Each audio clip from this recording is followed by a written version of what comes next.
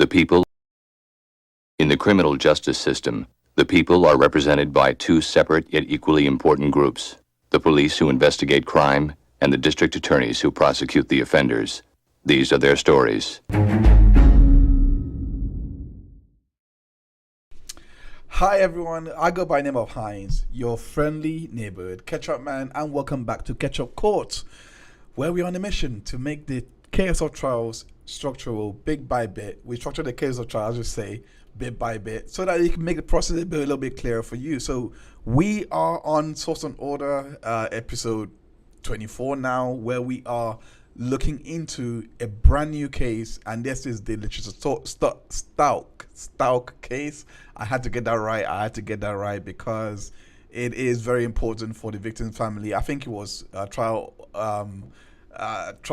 trial channel that really hammered it into me, like the victim's family is very important here, because the name goes as far as their memory. So yeah, I just had to get that right. But nonetheless, this Letecia Stauch trial, from hearing about it when I was researching this case, it was tragic. The first time I heard about it, from all the way back in December, I think, when I was looking at other cases that I should take a look at. And it was even more tragic to hear that the case has been the conviction, I should say, from the first trial had been overturned by the appeals court, because one of the jury's son, I believe, was working in the district attorney's office. So this, of course, is not allowed at all. So based on that technicality, Letecia gets to have another bite of the apple, which is simply unfortunate to really think about, because I'm always of the opinion that if somebody has gotten a guilty verdict, then it must have been right, unless something goes wrong in the process somewhere. So I'm going into this looking at the verdict logic, to try and find out the verdict logic, as well as trying to understand why Letecia Stauch, she pleaded not guilty by the reason of insanity, and I really want to get into the substance of that. Something I do always on this show, on Source and Order, is that for every case that I want to cover, I have never seen them. I don't know what it's about. I don't know why they're pleading the way that they do, and I let the evidence play out. From what because me and Trisha, we talk about these cases a lot. From what I do know, from what she said, it was in regards to her having multiple personality or something like that she was pleading under. And the minute I heard it, I was like, no, this can't be right. You can't honestly be going into a trial pleading multiple personalities and being taken over by something and hope to win, right? Because for cases like this, and I remember this from covering the Letecia business trial, cases like this requires that real element that is away from drugs, that isn't really personality based, that is more to do with an actual mental defect. So I want to see how this actually progresses. I want to say shout out to you, Trial Channel, for joining. I appreciate you.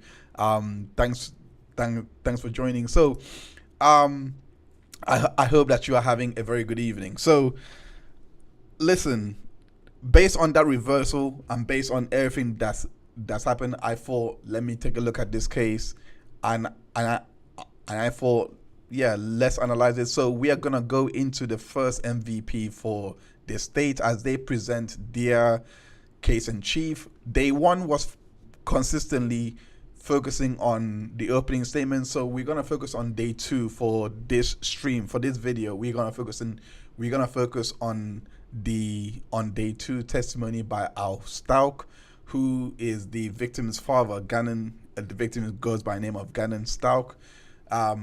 This is Gannon Stauch's father, and he gave a bit of background, a lot of background, I should say, in regards to Letecia Stauch's relationship with Gannon, as well as Gannon's final moments. Not only this, he gave important testimony about what Letecia was basically doing that day when she was trying to explain what happened with Gannon. There was so much going on that she was giving testimony to regarding what was happening in her life. Look, the less said, the better. I'd rather let the testimony talk. So without further, let's get into the first MVP. Let's go. And yeah, thank you everyone for tuning in for another Ketchup live stream. Make sure that you smash that like button as well as hitting that subscribe. One of the things about Gannon that is special, and I think it's special about a lot of young boys, he absolutely loved his mom. And he had some of that same love for Tisha too. So he was a mama's boy. He was, absolutely. I mean, a classic example is she always compared herself and wanted to be like Kim Kardashian. That was kind of her main thing she looked towards. I think a best way to sum it up is always wanted to live above our means. Well, first and foremost, I just want to say apologies for the technical difficulties there. But yeah, 100% going now into Gannon's testimony. Sorry, not Gannon's testimony, Al Stauch's testimony, where he gave history in regards to being a woodworker and was making toys. Al Stauch was making toys for Gannon and was like, because Gannon used to like playing with Legos, doing what kids normally do, and he as a woodworker would make these playpens for Gannon. So he was giving testimony in regards to that. He also gave testimony about his background in the military. He is a veteran, and so it gives a lot of, and that's going to become very important because it will give a lot of context into why he was his testimony in particular is so thorough, because I was really blindsided by how ready and prepared he actually was when he was speaking with Letecia and was trying to get as much information from her as possible. Like, it was so thorough that he was able to get 4 different versions from Letecia, which we are gonna get into as the show progresses on. So the most important part about this, right, that I want to highlight is the fact that he testified. The first thing that he noticed that he was testifying to was when he was setting the scene for what happened that day, right? He gave testimony about speaking to the defendant about a change in the defendant being Letecia Stauch, I should say.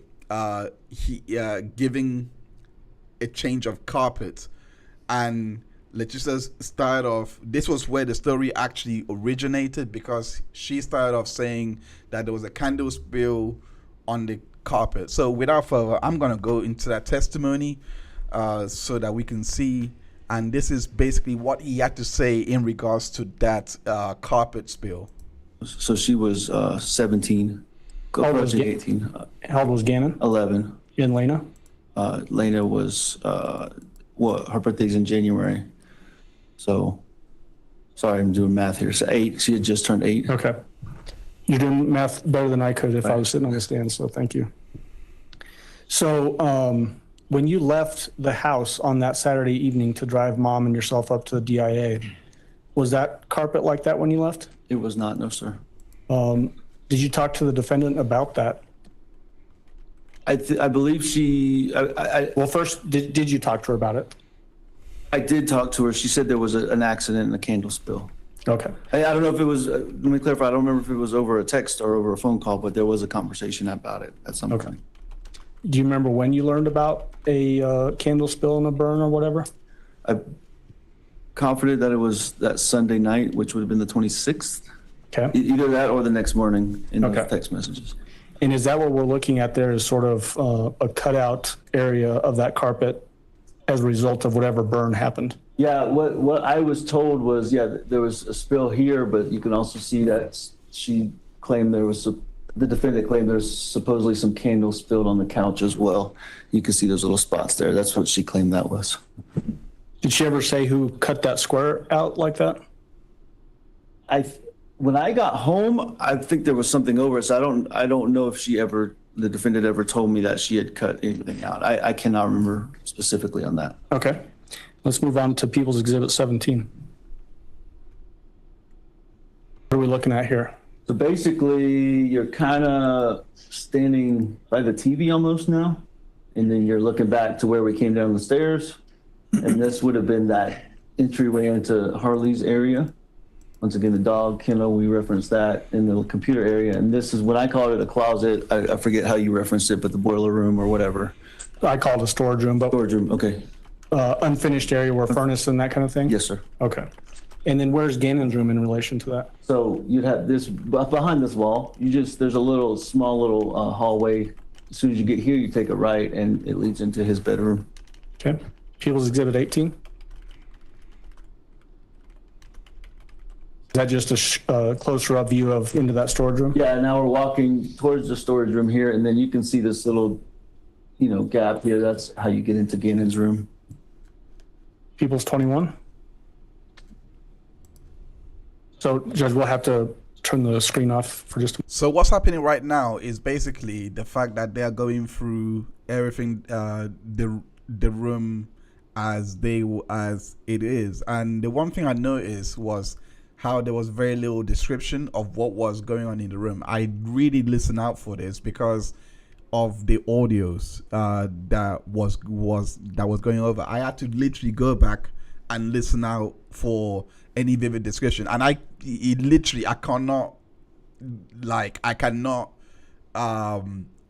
not hear how the room looked, how the place that they found Gannon remains even looked, and that must have, to me, I don't know whether this was a censorship by the prosecution, so that because it was that graphic for that the jury didn't have to hear it. That was my only conclusion. Like I said, I'm going into this case and I just don't. I'm going to this case blind, and I know, the trial attorney is probably the only person because she has covered the case as well. I completely did. I forgot that she actually covered this case, and I was watching first on Law and Crime. After I got near to the end, I was like, shoot! I just remembered trial attorney covered this case. What am I doing? And then I was like, right, from today on, I'm gonna use her source. But as I was saying, right, I was listening out for the description of the room, like what it looked like, potential pictures, or there were pictures, but I don't think they were showing it on the screen, which goes to show you how grotesque it likely was. And the one thing that also from the trial that that really stuck out to me was the fact that this is Letecia's stepson, so it's not even her own son. This, which adds a layer of vindictiveness to it that I'm having at the back of my mind to go into this case as this case unfolds. So the fact that it's her stepson is not really her maternal, this is not a maternal son. So yeah, as this case unfolds, is like, I don't think I'm prepared for what's to come. Okay, we're ready. Hold on.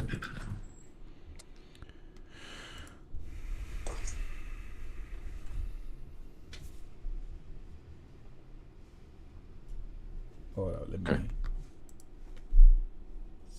me. Dog there.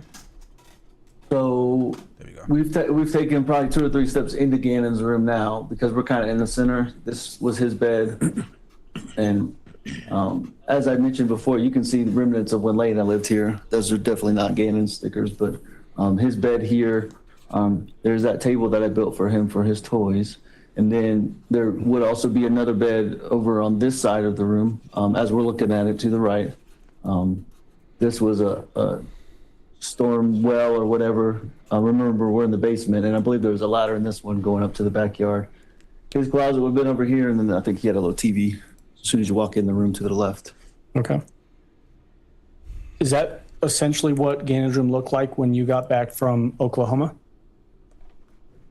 I don't remember if I walked down there immediately or not. I think I did, but I don't remember specifically, but that's about what it would have looked like. Okay. That was a common appearance of his room, so. Was his bed always sort of backed up into that corner? Yeah, his bed would have been typically pushed all the way up against this wall and this wall, not pulled away for any reason. Does it appear there's a little gap there in the...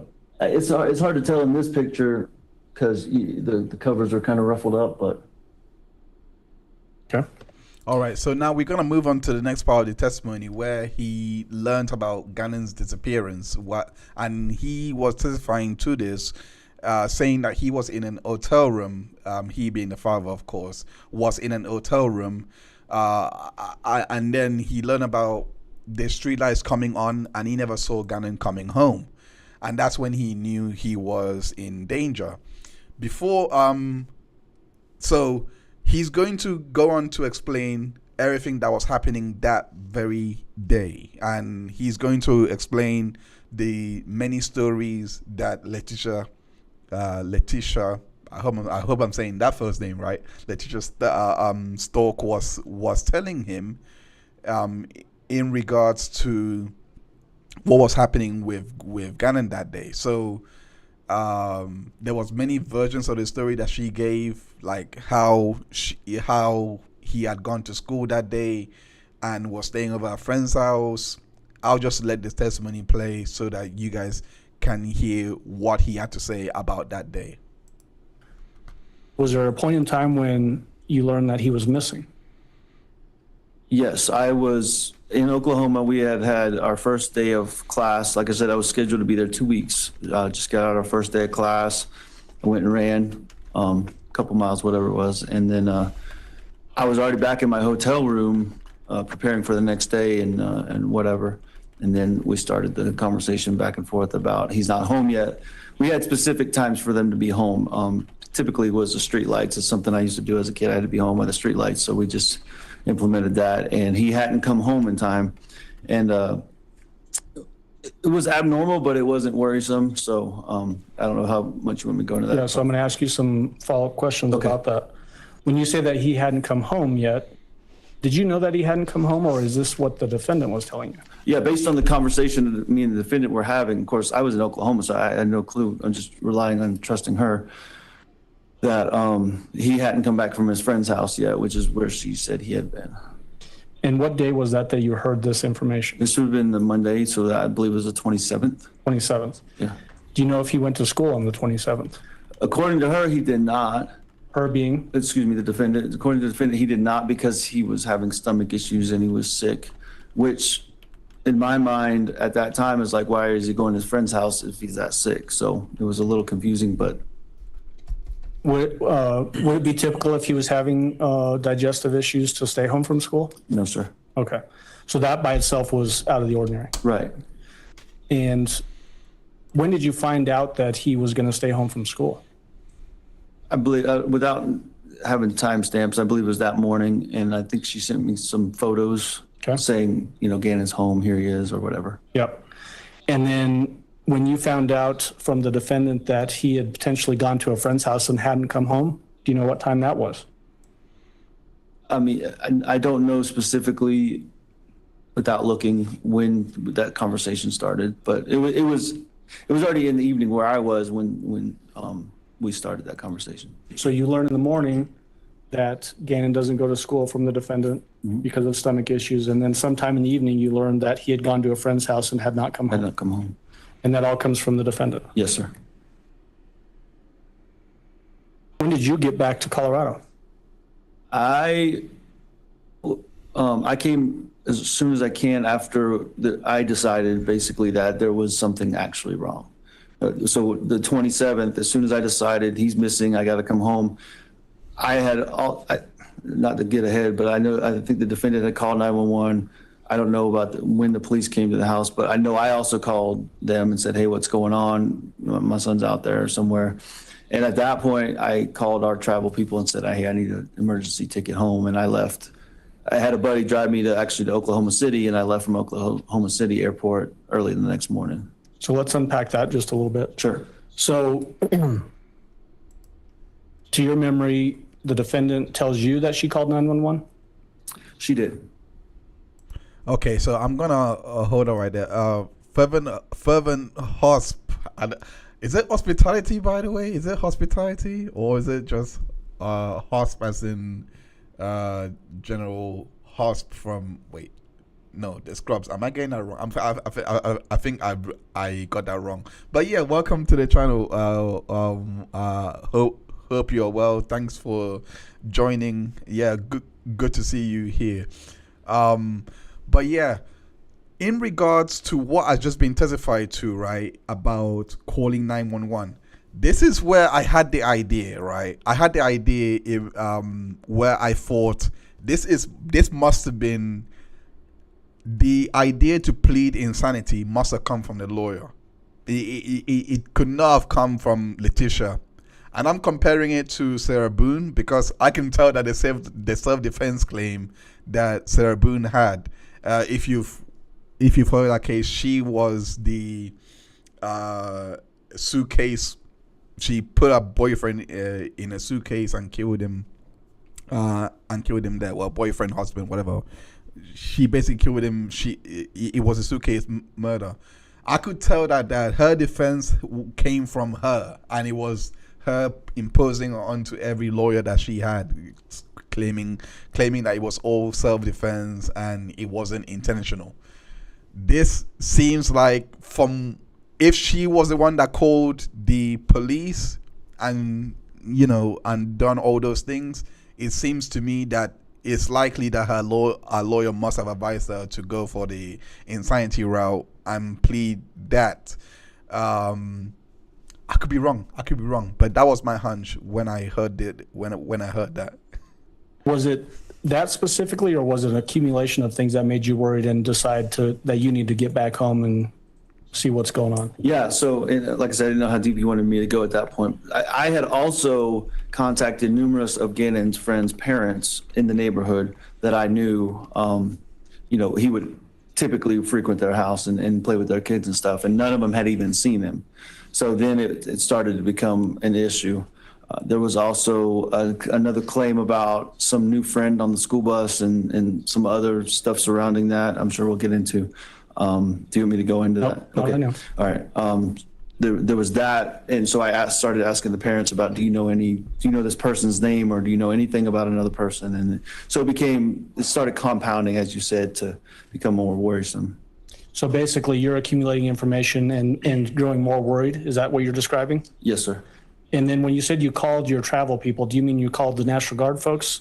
Well, we have like a central billing travel type agency that does all of our flights and stuff like that. So I just called them. I think it's called Sato. I don't remember exactly, but I called them. On my orders, it has the emergency number. So I just called that, say, hey, I got to go home. This is happening. Okay. I also called Landon and some of her family as well to try to notify them, hey, I'm going home. Something's wrong. When did you actually then fly out of, I think you said Oklahoma City? Yeah. So one of my battle buddies or whatever, one of my guys in my class took me up to Oklahoma City because that was the only flight they could find, or the soonest flight they could find. And early the next morning, I spent the night sitting once again, right across from the ticket counter at Oklahoma City. I don't remember the flight time. So when you say the next morning, is that January 28th? Tuesday, January 28th. Yes, sir. Did you get any sleep that night? No, I just sat there and whatever. Did you fly back to DIA or did you fly to Colorado Springs? I think I don't remember exactly. I knew I left Oklahoma City, but I'm pretty sure I got back to, I know I got back to Colorado Springs. All the different legs I don't remember, to be honest, but I know I came into Colorado Springs. So do you remember being picked up from Colorado Springs Airport? Yes, sir. Who picked you up? The defendant. So let's talk about that just a little bit.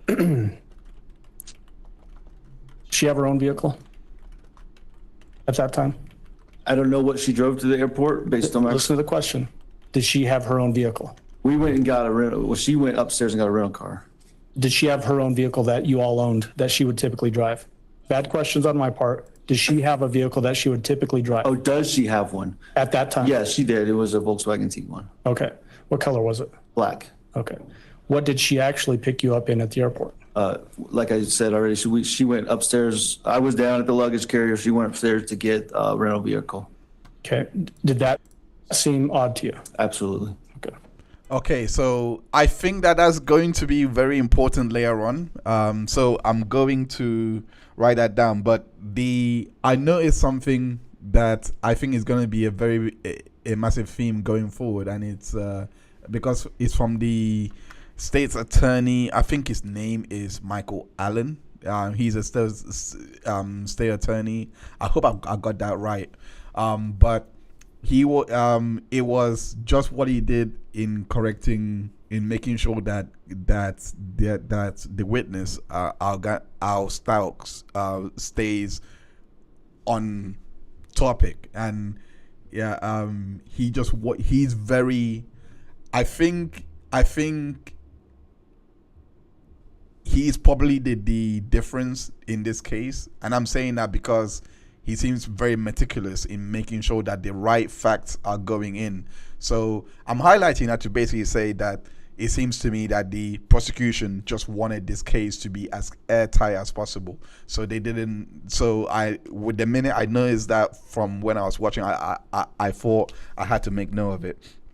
So this is okay. So right here, the vehicle that is being picked up in might play a big part later on. The vehicle Letecia picked up Al could play a big part. I don't know how. No spoilers. I don't want to know, but I don't want to know just yet. But hopefully, I don't know how big of a role this is going to play, but I wouldn't be surprised if the vehicle was what was used to dispose of Gannon's body, or not dispose of Gannon's body, to actually commit the crime, or maybe in that capacity. I have no idea. It could play a big part. Is what I'm basically trying to say. All right, so let's go back in. So now, what we're moving into now, I'm going to focus a bit more on the character of what the state was presenting to be the character of Letecia, as well as Gannon, and also going into a bit more of Letecia's character. So before we move on to the next part of the testimony, because this is where they're gonna go into a lot more of what was happening on the crime scene, etc. I want to focus on the character just for a moment. So let's go on to the next part of the testimony, where Al Stauch was testifying into Gannon's character, Gannon's relationship with his mother, as well as Letecia. I did. Did you find it there? I did not. Did you find that odd? Absolutely. Let's talk about Gannon's relationship with the defendant. How would you describe that relationship? Trusting. I'm comfortable saying I think he had love in his heart for her. I don't think he was afraid of her or any fear for her. One of the things about Gannon that is special, and I think it's special about a lot of young boys, he absolutely loved his mom. And he had some of that same love for Tisha too. So he was a mama's boy. He was, absolutely.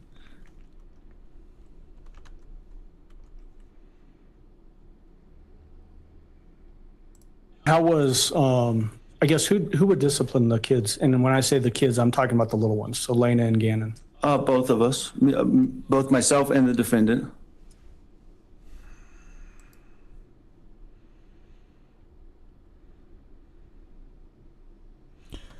So that was the testimony right there about Gannon and who was disciplining the kids. And I feel like that part of the testimony was important because it shows the role that Letecia had to play in these guys' lives. But not just that, is if she was in charge, if she was also disciplining Gannon, I don't know how this story is going to unfold, but I wouldn't be surprised if it was something to do with Gannon possibly not obeying what she said or something like that. I wouldn't be surprised if it was along those lines that may have caused her to go on a different direction one day. But this is just day 2. I have no idea. I think there's how many days in this trial? Probably like 15 days or 14, if I'm not mistaken. I could be wrong with that number. So there's a lot of days to go, and there's still a lot of ground to cover. We're only on day 2, but I just wouldn't be surprised if that comes up in testimony later on.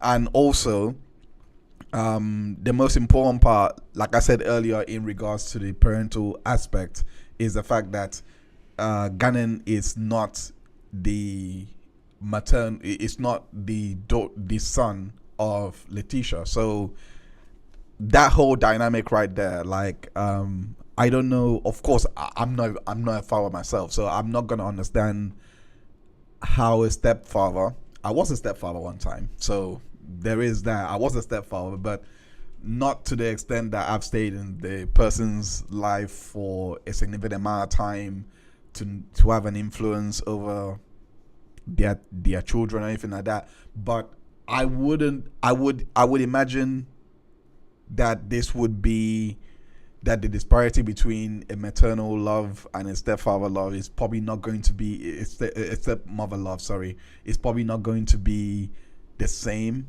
like, you know. So how that factors in is going to be something that I'm looking at as this case go forward. So the next part that I want to go into, and there was testimony about this, it was in regards to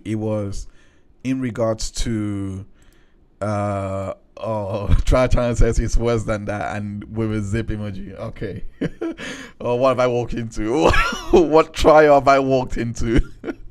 Okay, so they did the next part of the testimony that Stauch talks about was where he had a job in Alaska and they were moving to Alaska, and so there was a lot of disagreements around taking his job and moving to Alaska, and the defendant Letecia Stauch did not like that at all, and she was saying things like, "I hate Alaska. They should have gave it back to the Russians." She didn't she basically she was apprehensive about the move and was not willing to move. So I thought that was a magnificent backdrop, because if she was already not liking where they were moving to, she was all of those pressures likely mounted to what happened, to what subsequently happened with Gannon. Now the next part is what I found to be the most disturbing, and I didn't quite get it, but it was where he testified. It was where he testified in regards to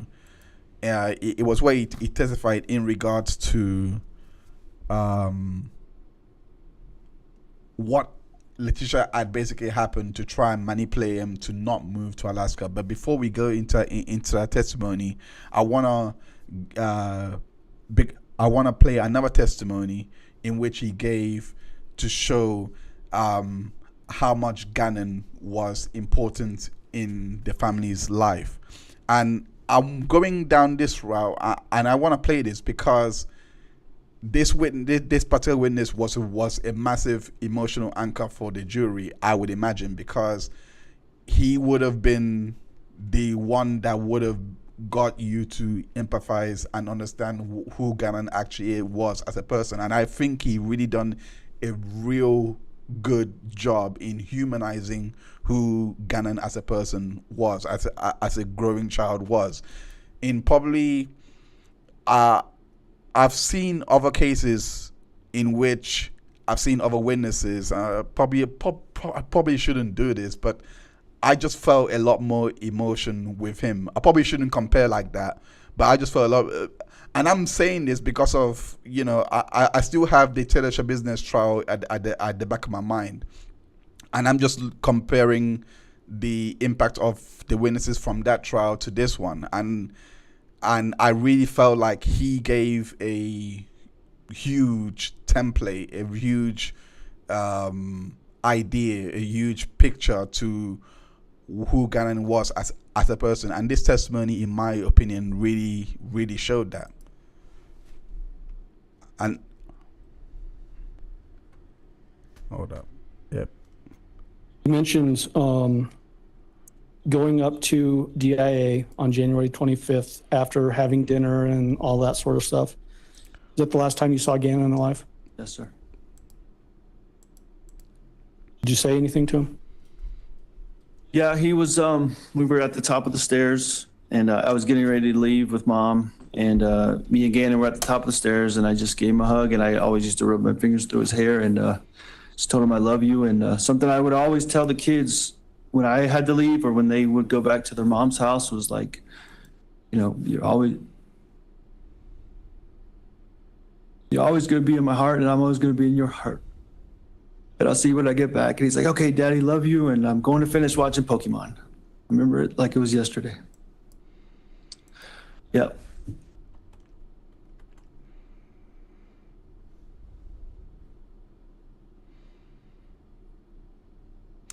That is one example of what I was talking about in regards to giving a real view into what this kid was like. More is coming.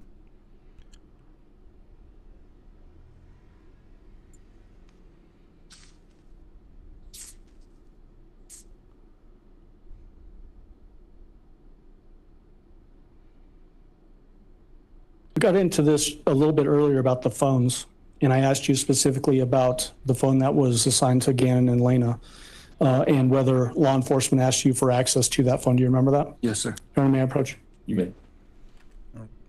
Recognize this? Absolutely. That's their phone. What is this? That's Gannon and Lena's phone from that time period. Does it appear to be changed at all? It does not. Okay. Now I move for admission of People's 228. No objection. Exhibit 228 will be admitted.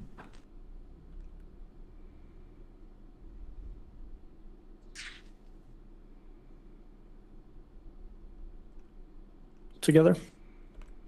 I asked you earlier about when you would take trips together. Do you remember taking a trip to Hawaii? Yes, sir. When did that occur? You okay? Yes. Is there Kleenex up there? Yeah, I got some. Okay. I think 2018 spring. It was right before that volcano erupted. So I think it was spring of 2018. Who went on that trip? The defendant, myself, all three children, Harley, Gannon, and Elena. He goes on to give testimony about the trips that he went on, which was the trips. There was trips that that they all went on, but this was the only trip that he went on that was with Gannon and the rest of the family. The other trips that he gave testimony to was the one that Letecia went by herself, I believe. If I'm not, if I could be mistaken by that, but he basically said he does not remember going on trips with those trips to. There was trips to Bogota. There was trips to the Caribbean, Jamaica. The trip to Australia. There was trip to Bogota, but the Caribbean trip, which he just testified to here. That's the only one that he basically just remember and can testify to. So it gives you this idea that there was a difference in that came with Letecia. That little background, I feel like they're going to rip more and more and more out as the case go on, because you can't ignore that for a lot of reasons, because it gives the impression that she was very self-centered, and the next testimony is pretty much gonna speak to that. And this testimony is where and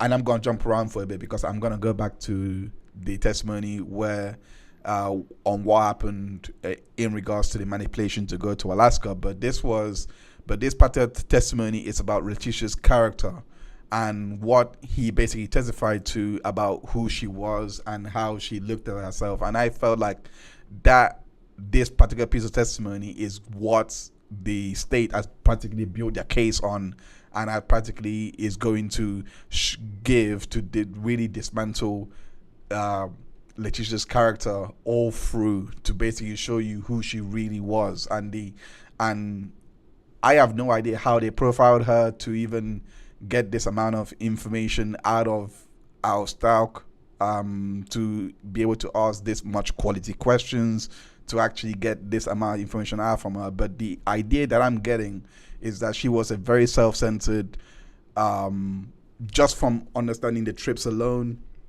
And this next part, and I'll give my thoughts of who I think she was after this testimony. Yes, sir.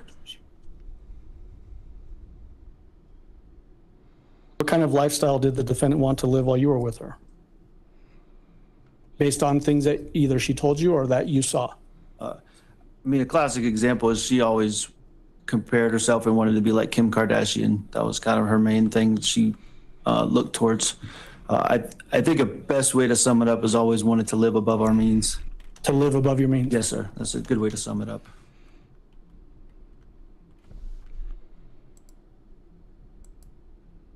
Did you agree to being living above your means? There was examples where I gave, and there was examples where I didn't. But was that ultimately a source of tension between you and the defendant? Yes, sir. Did she ever accuse you of infidelity or cheating? Yes, sir. I don't like all of this testimony. This is great for a lot of reasons, because I mean, like, great in the sense that you get that view, but like that personal view. But immediately, the minute that I heard about this, and now I'm gonna go back a bit to the Alaska manipulation, where he basically gave testimony in regards to what Letecia had basically done to basically stop the whole transfer from I forgot, I literally just slipped my mind right now where they're transferring from, but to Alaska for this new job. So what she basically did was what I found very repugnant, because what I'll testify to was the fact that she had basically made up a pregnancy, saying that she was pregnant. So we got Laura Owens vibe right here. She basically made up a pregnancy, saying that she was pregnant with I can't believe it can't be two, like, with twins. I can't believe that she actually said that she was pregnant with twins, and then it turned out that this wasn't the case, that that she was basically making that up, and also testified as well that she had filed a formal sexual assault complaint against him, which was, I don't know what to think, because I don't know what to think, because I don't know how he forgave that. But anyway, let's listen to what he had to say to fill the gaps into a lot of what I just said, because there's a lot of context behind that. Communicate with me, just left and walked away, and that was it. Okay. And so did the defendant specifically use that incident as another part of the allegation of sexual harassment? Yes, sir. Did she file a formal complaint with your command? There was I don't know, I don't think it was with the command. I think it went through the state. So Okay. Alaska National Guard. I don't know the specifics of it. My only involvement was to basically say what I just said. Okay.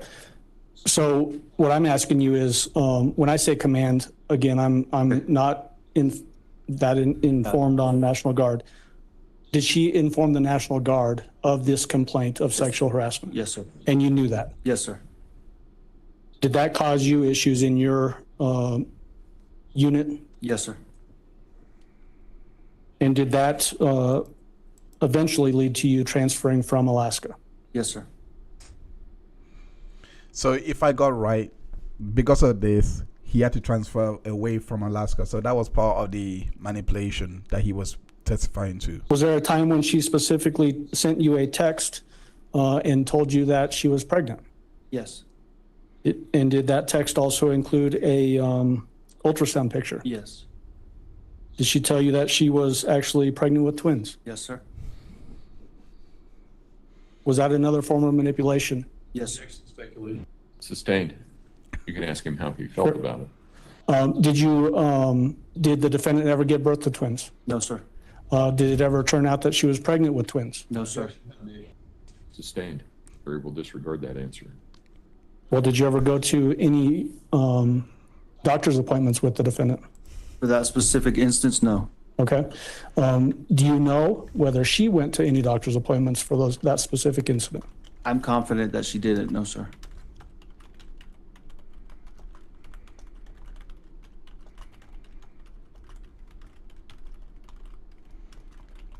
So we talked about the sexual harassment claim and that causing tension in your unit, and that eventually leading to you transferring from Alaska, right? Yes, sir. When did that actual transfer occur? Like I said previously, I when I say boots on ground, I arrived here February 15th, I believe, 2019. And I think you had previously said that the defendant preceded your move to Colorado. Yes, sir. When did she leave Alaska? So she wasn't in Alaska. She came to Alaska for a couple weeks or a month, I think in December of, that would have been 2018. She brought the kids with her, that being Gannon and Lena and Harley as well. And then we stayed there. Actually, we stayed in a house on one of the bases, like a temporary house. And then, like I told you, they came ahead of me about a month and a half or so. Okay. So you're saying that they being the defendant and the kids, Yeah, all the names I listed, the defendant, Harley, Gannon, and Lena. would that have been in January of 2019? I believe they came in January because we did Christmas in Alaska.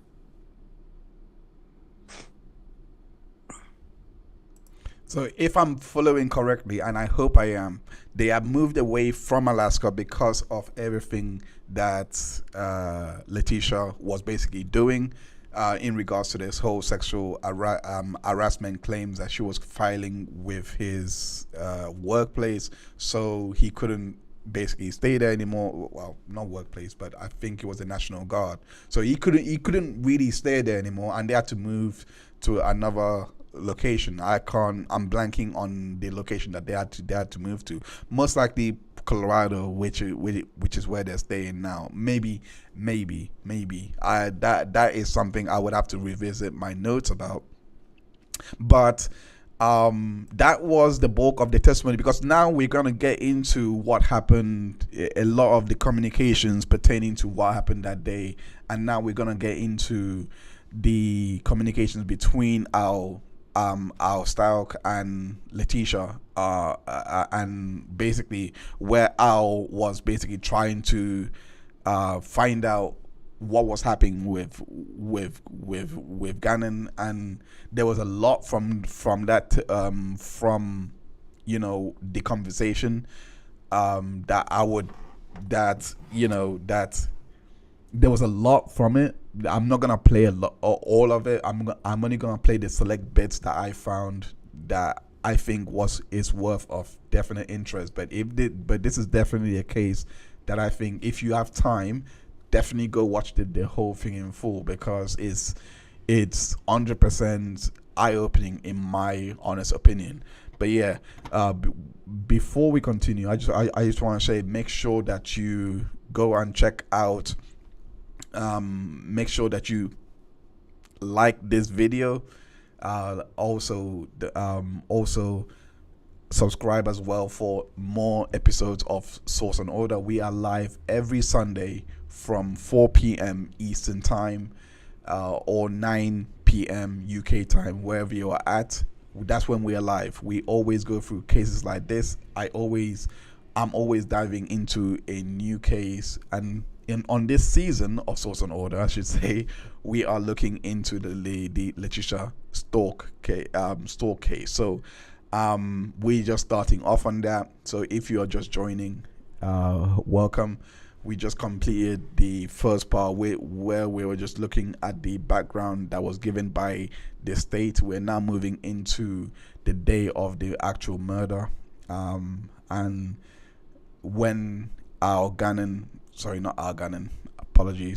Al Stauch, Gannon is the victim, is the son of Al Stauch.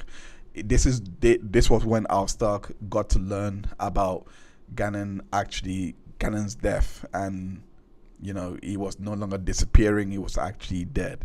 So when I'm going into that testimony, so without further, let's get into it. And yeah, this was the testimony this was where we got to hear Al speak about the last time that he heard Gannon's voice, who was his son. That you have seen. Yes. Okay. I move for admission of People's Exhibit 33. Defense? Objection. Exhibit 33 will be admitted. Go ahead. In permission to publish, right? You may.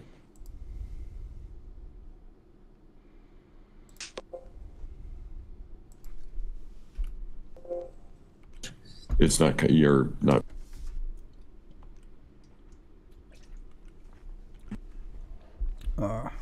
Timestamp needs work. There we go.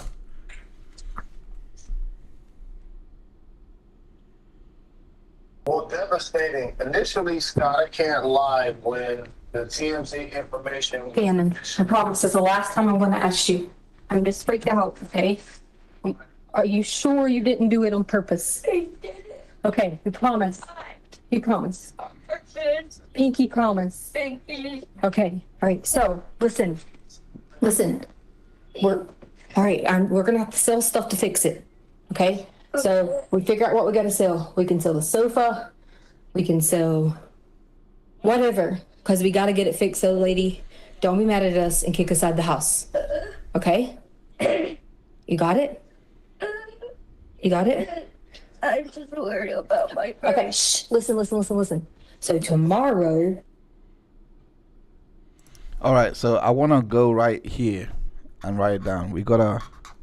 We have to sell stuff to fix it, and I feel like that's going to play a big part in this trial, because that, to me, this didn't even occur to me when I was actually going through this case.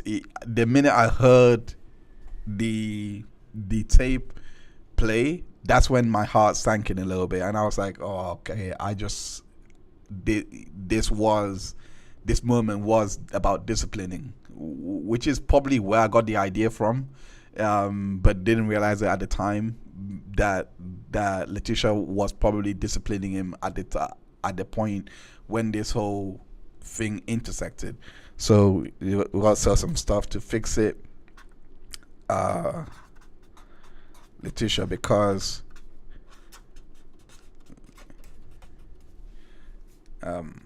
likely discipline. That was just sad. Okay, so let's get back into it. I still don't know where that audio or what that audio is trying to Counsel, approach for a moment, please. show. It's just my opinion that it's likely about it's just my opinion that it's most likely about a disciplining going on than anything else. But this is the part that Al Stauch gave testimony about that particular audio recording. Female voice that you hear on that recording, who is that? Tisha, the defendant. And then the other voice that you hear towards the end, whose voice is that? Those are the last words I ever heard Gannon speak.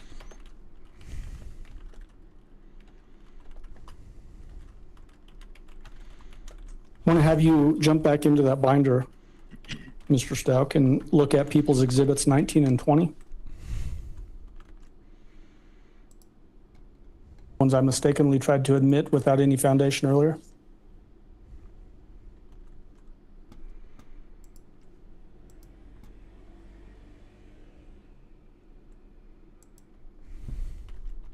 Okay. You recognize those? 19 and 20, yes, sir. Are those, well, what are they? Those are two different angles, pictures of Gannon in his bed. Have you seen those pictures before? I have, yes, sir. When did you see them? I don't want to mix it up. I know I've seen them in through various things, but one of these specifically, or at least one, if not both, the defendant sent to me that morning, which would have been Monday, the 27th. Okay, so we're talking about January 27th of 2020? Yes, sir. And then you received those specifically from the defendant? Yes, sir. What method did you receive them from? Text message. Text message. Are they fair and accurate copies of the photos that you received on January 27, 2020? Yes, sir. I move for admission and permission to publish 19 and 20. Mr. Tellini, exhibits 19 and 20 will be admitted. So I think we have People's Exhibit 19 up on the screen now. Tell the jury what we're looking at in People's 19. So once again, that's Gannon in his bed. I referenced the TV off to the left. You can see it here, a TV in his dresser. The table we discussed earlier, and then once again, there's Gannon in his bed. All right, so he's just going to go through more pictures to do with Gannon, and he's just gonna. But the most important part about all of that was the fact that he said that was the last time that he spoke, that he ever spoke or heard Gannon's voice. I should say, not spoke with Gannon, heard Gannon's voice. That was the last time that he ever spoke regarding that he ever heard Gannon speak. The trial channel says he either made a mistake by knocking it over, or she knocked it over and gaslight him to taking the blame for it. I want to know the context behind that audio. Like that audio, I would love to know, because that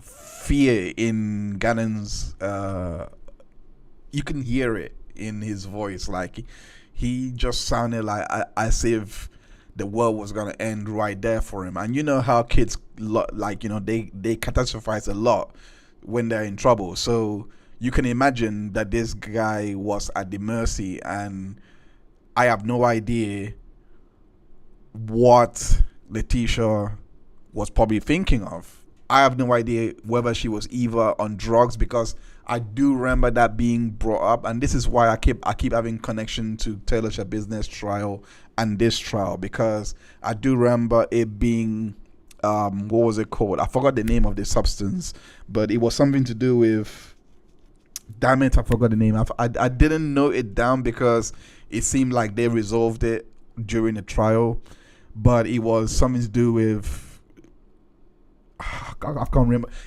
Maybe you might know it. Try to know if you do know it. Like, do let me know in the chat if you guys have an idea of what substance I'm talking about. Do let me know in the chat. But I do remember I was talking about a particular substance. There was question being asked about a substance that was it called washing machine or something like that, or I can't remember what it was called. But I wouldn't be surprised. The point I'm trying to make is I wouldn't be surprised if that actually plays a big part, a huge part later on, because she was probably on drugs. It sounded like from that audio, I wouldn't be surprised if she was on some kind of substance, and then she did something, as Trial Channel said, and then it turned out that it was actually her fault. Bath salts. Okay, let me write that down. Bath salts likely drug connection.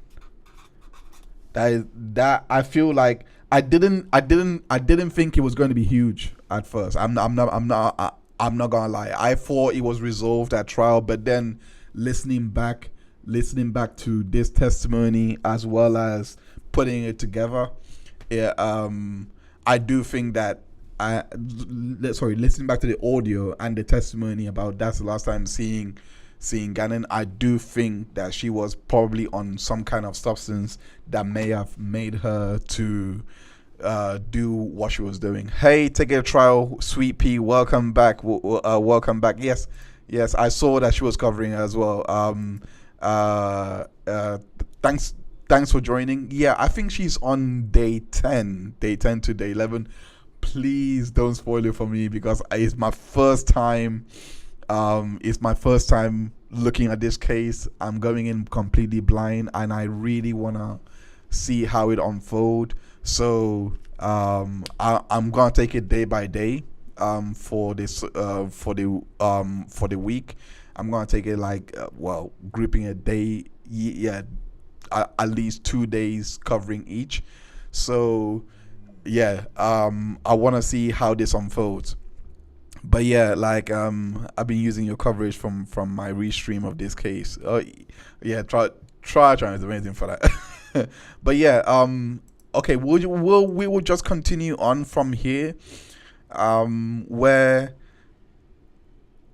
we got to hear the testimony from our Stauch, in where he gives a bit more, where like I said, we're now getting into what happened on that day, like what likely happened on that day. And our Stauch gave testimony about their, and I'll be honest, every time that Letecia was talking, I was kind of lost. I'm not gonna lie. She was going all over the place. It was very hard to track what was really important. It was very hard to really pinpoint what she was saying. All I could note from the first part was that she was how she was cleaning up from the scene. Like, and I'm talking about the audios, but before we get into the audios, Al gave crucial testimony that really gives rise to what I think was likely something to do with this death, stemming from the fact that she just didn't like taking care of Gannon. So this was the testimony that our Stauch gave about Letecia not liking to clean up after Gannon. That afternoon that they went hiking. Did the defendant express any frustration with that incident? I don't remember, I don't know if frustration is right word. I don't remember what the feeling was that she displayed, but there was a conversation about it. Well, how would you characterize the way that she was expressing that story to you? I mean, I can speak more generally. I just know that it was always a frustrating, or she didn't like to have to clean it up or deal with that part of Gannon. Having to clean up after? Yeah, when he had an accident. Okay.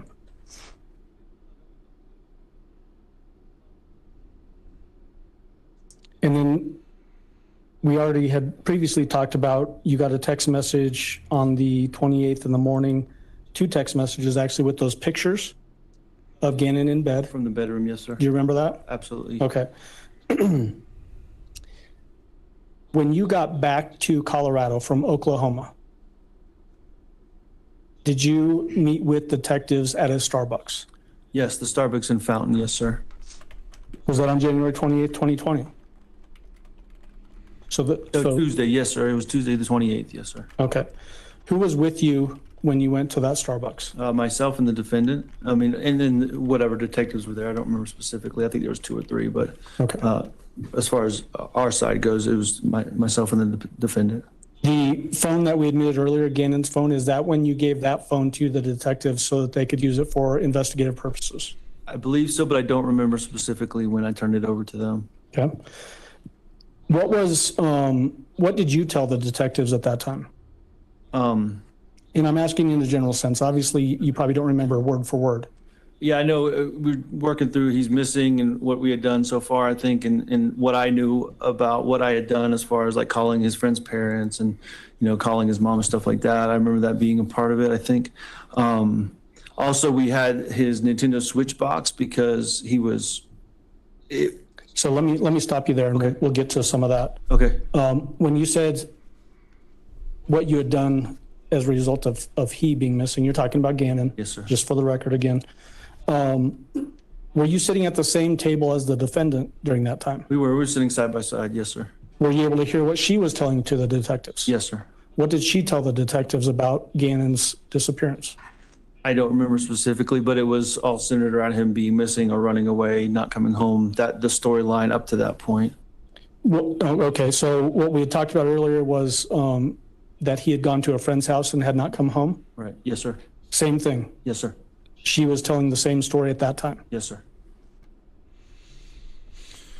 So she told the detectives that Gannon had gone to a friend's house and not come home. And this is where the story starts to take a twist, because what I heard next, I was not prepared for. So the next testimony that we're going to hear was I'll start giving testimony about the fact that Letecia was graped for the YouTube algorithm so that I don't get demonetized. She was graped on this particular day, and the door was left open. So this intruder came in and graped her and likely took Gannon. I think that's where she was going with the whole story. Let me just let Al testify to it.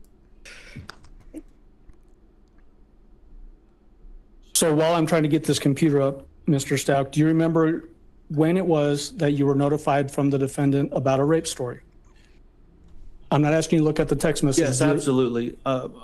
It's in relation to these texts. She was asking me to come talk to her in the bedroom through the text message. As I stated this morning, I was sleeping on the couch. She was in the bedroom. And then I finally gave in and went in and accepted her request to talk. And that's when she started telling the first rape story. What did she tell you about a rape story? The first story was that, like I said, she had got raped. The person, there was, not just the sexual part, but she had been beat up or whatever. And then Gannon also had been beat up, and he talked about his burns and all that stuff as well. And then Gannon was taken by this person. That it happened in Gannon's bedroom, and that she cleaned up the mess. And I think that was the brunt of the first version of the story.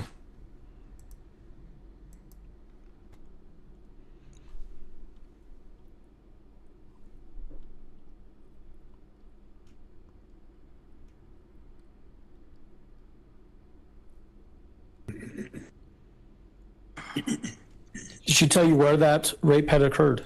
Yes, sir. I think you were messing with computers, but it happened in... I was. Yeah, absolutely. She said it specifically happened in Gannon's bedroom. This grape story allegedly happened in Gannon's bedroom. Isn't that just convenient? Let me not pass judgment.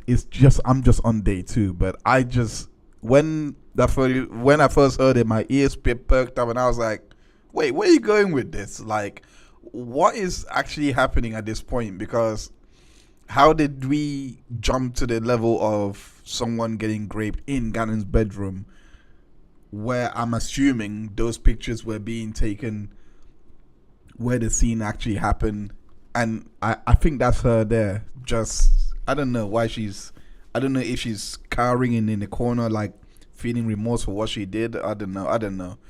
But anyway, moving on. Did you go into the bedroom and talk to her? Yeah, but prior to this first rape story, I No. did, yes. What I'm saying is, you were describing that you were in the living room sleeping on the couch. I think you said that she was inside the bedroom texting you. Yes. Did you go into the bedroom and talk to her? Yes, sir. Prior to her starting the rape story. I see. Okay. Yeah. I got enough computers here. What was her demeanor like when you went into the bedroom? She seemed a little frantic, a little, I mean, that's the best way to put it, just frantic and, but I don't know any way to describe it. It was just kind of all over the place. Well, let me ask Freaking you out, this. but- Let me ask you this specifically. Did she appear to be crying? No, sir. What about her voice inflections? What was her voice doing? I mean, it seemed normal, not normal, but it seemed, I mean, she was frantic, like I said, and freaking out. So it was kind of rushed and, she was telling me about how she got raped, allegedly, so. Hey, random girl, welcome to the stream. I appreciate you joining. Like that's she's got the red ketchup bowl because she has been a member of the channel for I think 3 years now, which is legendary status. If you got the red ketchup bowl, that's legendary status. But yeah, welcome to the channel. Good. Hopefully you have had a good afternoon, and yeah, hopefully that you are enjoying the Letecia Stauch trial analysis here.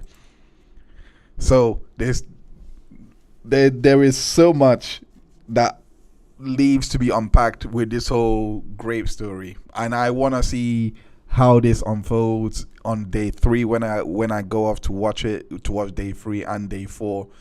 I want to see how this unfolds later on, how she continues to tell this story, because I think even our Stauch said that he didn't believe it, and I hope that's my own, and I hope I got that right, because I heard that testimony. I was like, oh wow, that's what made me believe that wasn't an actual credible account. That if he didn't believe it, then why should I believe it? Because it was wild. I'm just saying, it was just wild to hear it from the get-go that this whole grape happened, and this was the same day that Gannon was also didn't come home from the friend's house, allegedly didn't come home from the friend's house, and then you getting raped in the house. When and this is where I gotta kind of commend the state as well for how they ordered the witness, because the fact that we got to this point and we already hear that she had already made up the pregnancy thing, where she was pregnant with twins. We're talking Laura Owens vibes here. Like when she had already made that up, and then we got to this point, whatever you are hearing from here on is probably not gonna shock you. Is now becoming a formality that this is just who she is. So yeah, pretty much. But yes, we will go on to the remainder of the testimony for this particular part. What did you do with that information now that you're hearing this for the first time, that there's potentially a rape that had occurred in Gannon's bedroom? So 3 specific things. Well, before those, first I asked her to stay in the room, that I'd be right back. My mom and my sister had slept the night before in Gannon's room. So I immediately went and told them they need to get all their stuff and get out. And I told them very limited. I don't know what all I specifically told them. I just said this may be a crime scene now. I think I notified the authorities to some degree. And then I went and got all of the weapons in my house and basically confiscated them and put them in my truck and locked them, made sure I had the key. I think, my one Smith & Wesson 9mm compact, I handed to Landon's brother, just for safety and keep it on his side. I trusted him. He's like a jailer or a police officer or something. So, All right, so let me break in there for just a moment. When you say you went to gather all the weapons, are you talking about those firearms that you described earlier? yeah, every single one of them. And I did it in a specific order. I got all the ones that were mine registered to me. And then I went back and asked her, said, I need you to Who is her? excuse me, the defendant. Okay. I went back directly to the defendant, said, I need the ones that are in her name, which the 12 gauge shotgun and one of the pistols possibly. And I said, you don't have to because they're yours, but I need these and I'm gonna put them away for safekeepings right now. And she did, she complied, and I went and put those in the truck as well. So what was in your mind? Why did you think you needed to lock up the firearms in a vehicle? Because my first impression was a bullshit story and that something else was going on and something happened in the bedroom that I just wasn't sure. And I guess it's my military training, I don't know, but safety was the first priority for everybody. So get all the weapons out of the house, put them somewhere safe, and then I went back and talked to her. What did you do after you put the guns in the vehicle? I went back and directly went straight to her and asked her to retell me the story. Who else was in the bedroom at that time? Landon was also in there. This guy just doesn't care. It was a BS story. I did not believe anything that was coming out of her mouth. It was a BS story, and I the minute he said that, I was like, okay, then I kind of guess we know what level of defendant that we're dealing with here. If she already looks at herself, compares herself to Kim Kardashian, she is likely. And I don't like to use the N word a lot here, because I think I have traits of narcissism in me as well. Like, I think we're looking at histrionics, like levels of kind of person, like narcissist kind of person. I hate to even brandish someone like that because it's just I'm going off to speculation territory, but based on everything that has been, laid out here and the testimony that has been provided, I really believe that we are dealing with someone that is not, that would, and I don't know if we're gonna have a witness, and I'm hoping that we have a witness that can testify to personality disorders, etc., for this particular trial, because I think that's the level that we're dealing with here, especially someone that compares herself to Kim Kardashian. That's a level of that I think and doesn't live within means, things like that. Just kind of gives me the idea that they have an overly self-importance. Like they view themselves as they need to be the center of attention all the time. That's the idea that I'm getting when I heard that. So for him to realize that this was a BF story and gather all the guns, I think that she really underestimated this guy. She really didn't think that this guy would know his stuff. She really, really didn't know who she was messing with. And she went ahead to go and basically tell this story that she probably thought of that night before and probably hasn't really, and probably thought, I can convince this, I can sell this, and then told it to him, and that's where it all fell apart, because the next thing that we're gonna hear from the audios is what's gonna basically give this impression. So the next part that I'm gonna go into, because like I said when I was listening to the audios, right?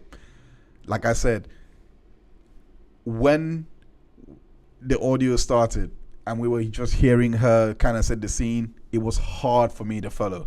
I just didn't know where things were, right? I just didn't know what was beginning.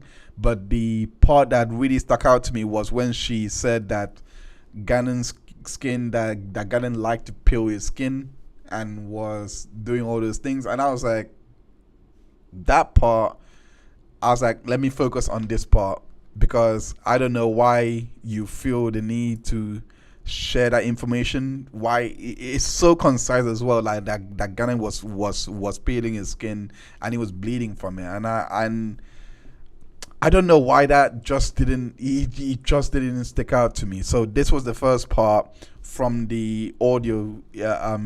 I think it was 1 hour in at this point, or half an hour in at this point, that things really started to stick out. So let's listen to this part of the audio. Good morning. To your phone. Yeah, right. Gannon was laying in the bed, whatever. I went back in there, checked on him, gave him some more water, made him drink some more Pedialyte, because he wasn't eating because he was so upset. And that's when I noticed he started peeling things, like on his arm. And I said, and at that point in time, which I told you, like I told them, Gannon had blood that was on his arm and on the side of his wall. I guess from sleeping through the night, whatever it was, killing it. Because we toted him back down to his room after Lena decided to go back to bed. On the side, you said on the side of his wall? You never told me that. No, I told detectives this. Oh. You never talked to me about this. Okay, fair, fine. I mean, I'm just, this is new. I've never heard that before, so now I'm even more worried about him. So they should have told you this. So then I went in there that morning, sent you a picture. I said, Gannon, why do you have blood on your wall? Okay, it wasn't a lot. Don't panic. It wasn't like. Oh, so it wasn't like a lot, like all over the place? It was just like a little streaks or something? Oh. I said, Gannon, says, did you peel those things? Yes, he did. I said, okay, here's what we're going to do. We're going to re-bandage your arm. I says, and if you're feeling bad or it starts bleeding, you get a fever, anything like that, I says, as soon as because I was going to go talk to the man about the bite. Right. He said, you have to go there first. If you want to go to the hospital now. Of course, maybe I shouldn't have asked the kid that, but based on my judgment and what I was seeing with him, I didn't think that he needed to go right away.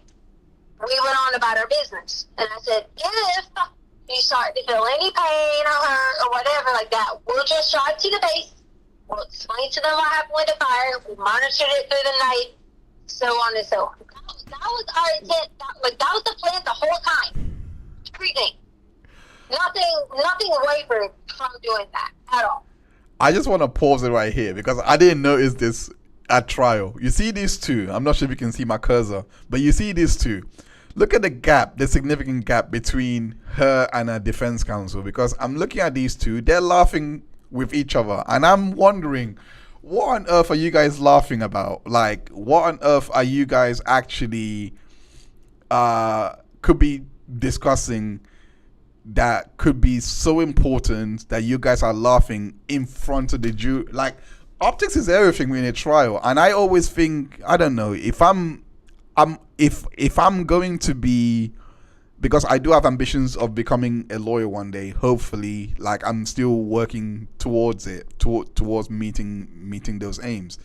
If I'm in a courtroom, I would the last thing I wanted to be doing is to be laughing with my co-counsel and just focus on those two, because I want to know what the joke was.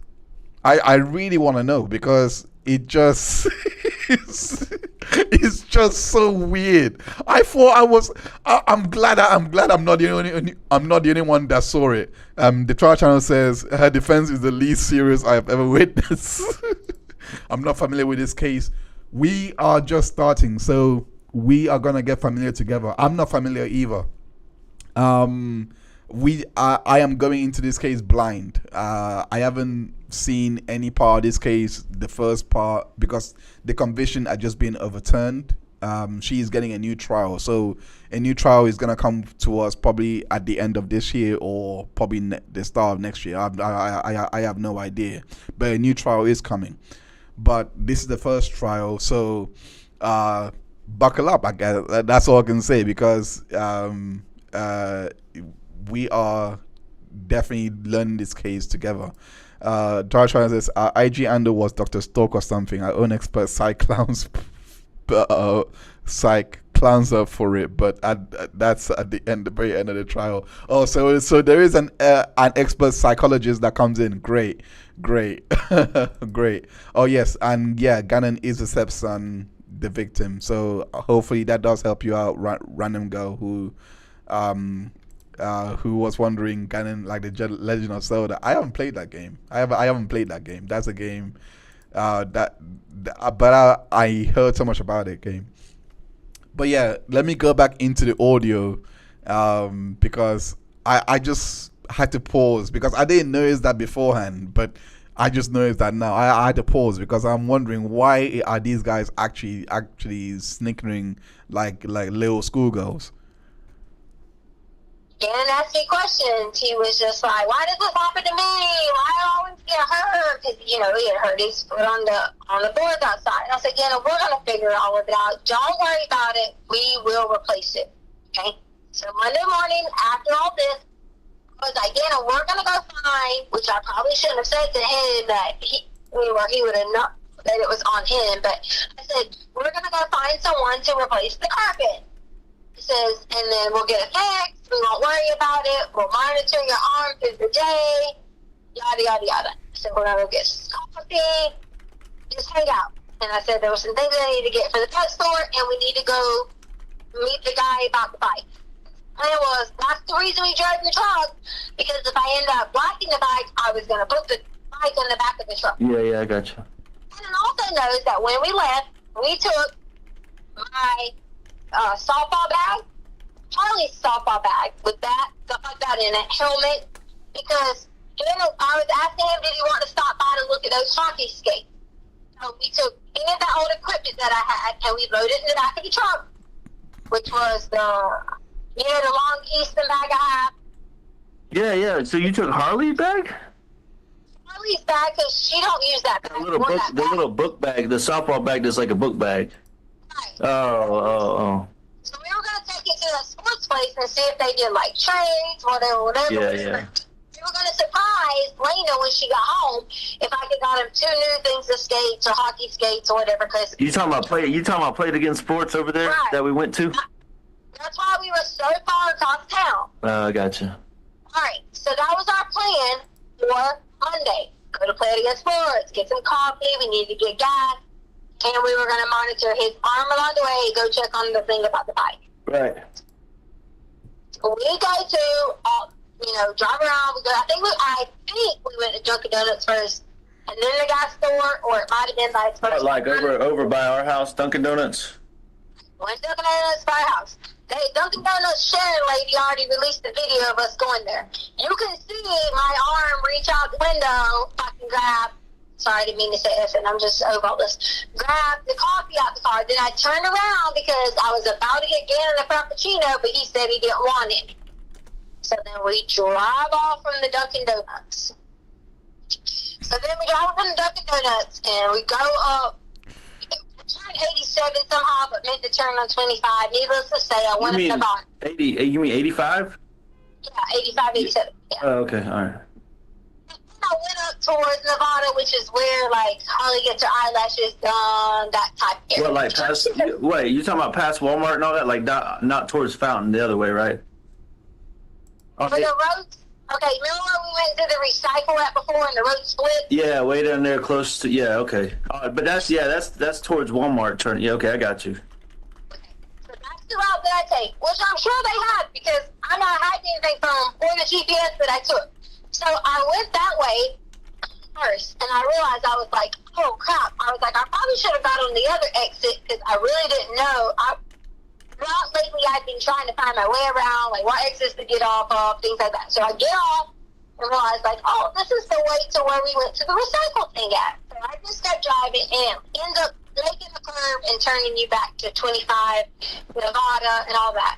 And I was like, oh, there's the Petco. I was going to go to PetSmart. Where we ended up Petco, so whatever, same thing. Petco? You went to Petco like way over there? That's the only Petco there is. I don't know. The only one I know is the one we went to by Target that one day. That's not near Holly's work? Yeah, that's PetSmart though, isn't it?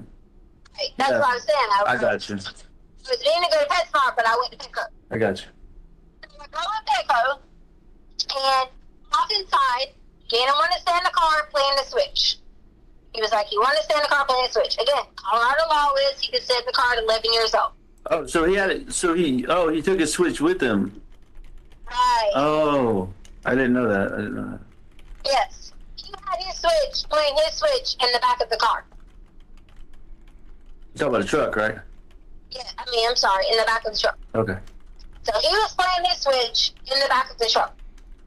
Well, within the first time and yada yada yada, I was going in because Sadie has been having like I don't even know what it is. She needs to get her vet paperwork so I can get her checked. I didn't know girl dogs have like periods or like stuff come out. I didn't know this. So I walked in and found these little pads that they had. And I'm like looking at them, whatever. And I set the phone down because I'm like, and my mind is so blown that dogs have this. So I'm like looking at it, freaking out, thinking, okay, should I get these or should I just call the pet? The vet. I'm gonna pause it here because the story is like this. This is the kind of person that because I am used to having discussions like this with some people that are just round and round in circle. Yeah, I'm not gonna say anything, but nonetheless,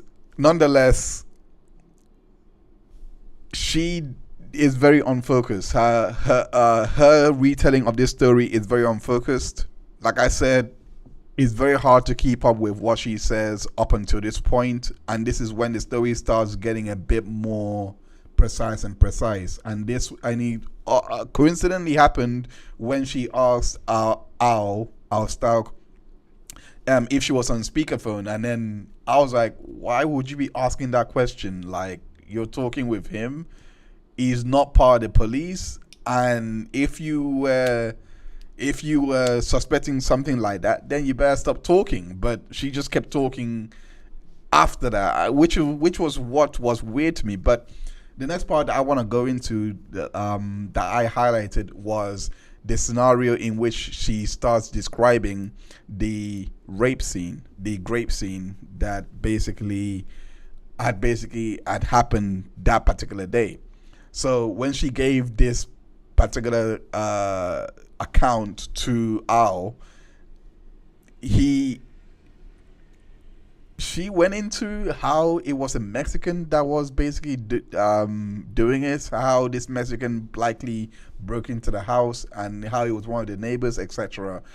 Look, I'll just let the audio speak for itself, because it was, like I said, it was very hard for me to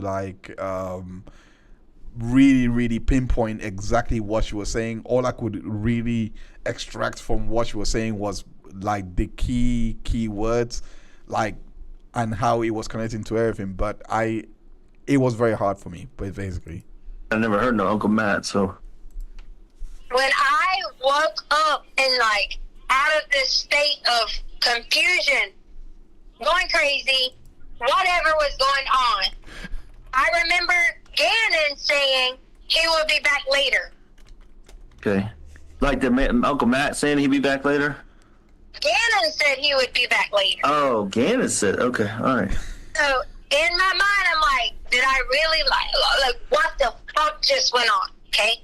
Hit my head twice. Had to fight off some dude that I explained to them and gave them a description of the whole entire time. Okay.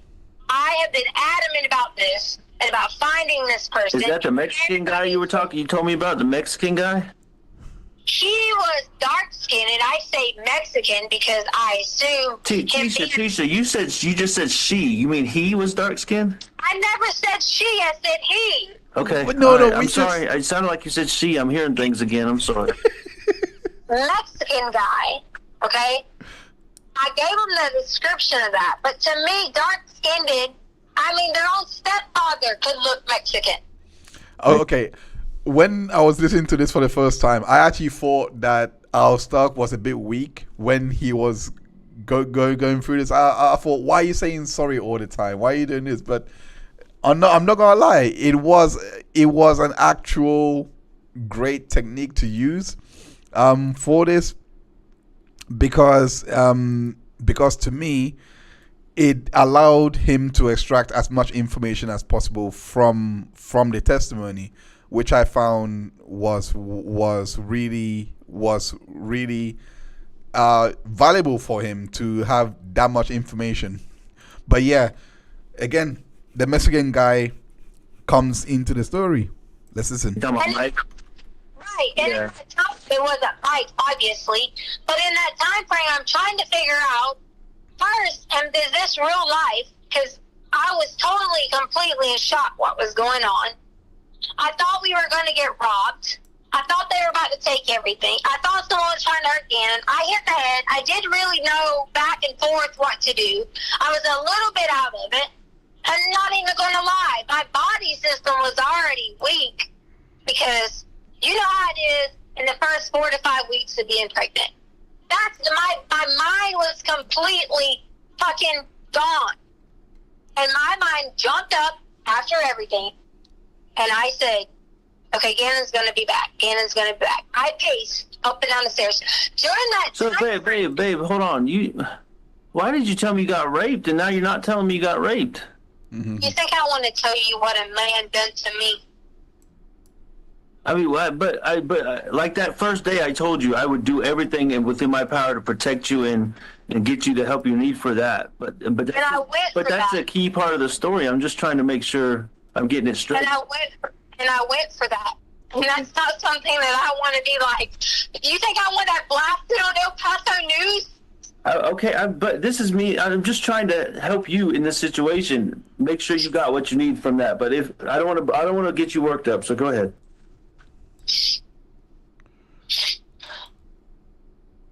It hasn't been hard to know that like somebody was there trying to hurt me and Gannon, and I'm getting knocked out of it. I Trying understand. to fight for my body, trying to fight for someone not doing something to my body.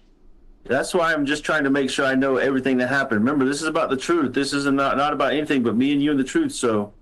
And I can't tell people that because then they're going to say nothing to me and call me names, and then you won't even want me. Why would I not want you? I don't understand what you mean by that. Tried. I didn't know what was going on. All of it was a blur, in and out, trying to figure out. I got up at one point and ran to the door and sent Lena away. Sure, anybody in a logical state of mind could have said, why didn't you give Lena a note to run to the neighbors? He knew everything. He knew everything about us. He knew our names. He knew where we worked. He knew where Ozzy worked. He knew where we drove. So back up a second too. So just because I want to know about Gannon's well-being too. We already covered what happened to you, but you're saying that initially you told me Gannon got beat up and he took him away, but that you didn't say that this time. So please tell me. Gannon jumped on his back. Like when he was trying to hurt me, Gannon jumped on his back. And that's clearly what I told the detective. Okay, so what happened to Gannon in that instance? Because I got to know that. I don't know. I just remember Gannon was on the other side. I was on where the door was at. Okay. Gannon was behind me on the floor and was crying. And Was he bleeding or anything? Was it like... know that if he was bleeding or anything. Okay. All I right. just remember, all I could barely see what was going on. Was there any blood on the floor after you got? Do you remember anything like that? When I woke up, there was no blood anywhere. I probably went the second time. So when I ran back upstairs, the sent Lena away, and I said, Lena, please go get. Yeah.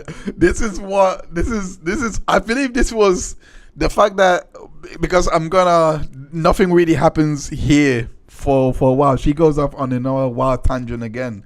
But yeah, she actually did say that she was pregnant, and it's like I honestly I don't know what she was doing here, because based on what the testimony that our Stauch gave literally just not long ago about this particular pregnancy, about it, like, you know, she said that she was pregnant with twins, and this wasn't the case. Like, she wasn't, I don't know if she herself is trying to bring that back, or if this was what she was referring to. But I have no idea. I don't know if she's referring to that pregnancy, and I don't know whether Al Stark was talking about that this particular pregnancy being bogus, as she never gave birth. But essentially, that's what she said. Like she was pregnant. Gannon had jumped on top of this guy, and I'm wondering, you're getting. Remember, this is a grape scenario. You're getting graped, and your son, your stepson, I should say, is jumping on the back of the assailant. I don't know, man. It's just not adding up. Lena is the little sister. Question: I want to know, who is Haley? Who is Haley? That's who I want to know. Who is Haley? Because that name came up as well. On this. So Lena equals little sister. I don't know who Landon is. I gotta write that down. Landon equals we will likely learn during the trial, and Haley as well will also likely learn during the trial. So I'm gonna make sure I collect the names of these people, because I feel like they're gonna be important to this entire whole case when we as this trial unfolds. So I'm gonna go into the next part of the testimony, and we'll close out with this, because we are getting near to the end of today's show. So this was the last few testimony before we reach the end, and I'm gonna let it run, because because this is when Letecia starts talking about cleaning up, and I was quite bemused at this point, because I heard everything that was happening as I was watching this unfold. I heard everything that was happening, right? And I was like, this doesn't seem realistic. That's what I thought. And I won't lie, it was because I found Al Stark to be a credible witness. So what he said about the grape encounter being a BS story, that really did cloud my perception. I really did buy into it. I was like, yeah, I don't buy it either. So when I got to hear the story unfold, it actually did make me think, yeah, this can't be true. And on top of the fact that she was, we already heard testimony about the pregnancy being, fake.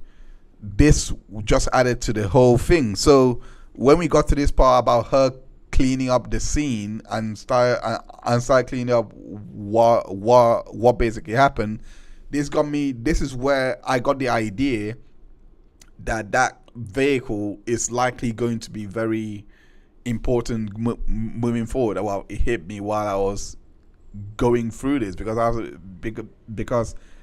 at the time I didn't really connect to the vehicle until now, after listening to it back a second time. So maybe the cleanup was happening as she was saying this, and then she was using the vehicle to basically transport the remains somewhere else. I have no idea.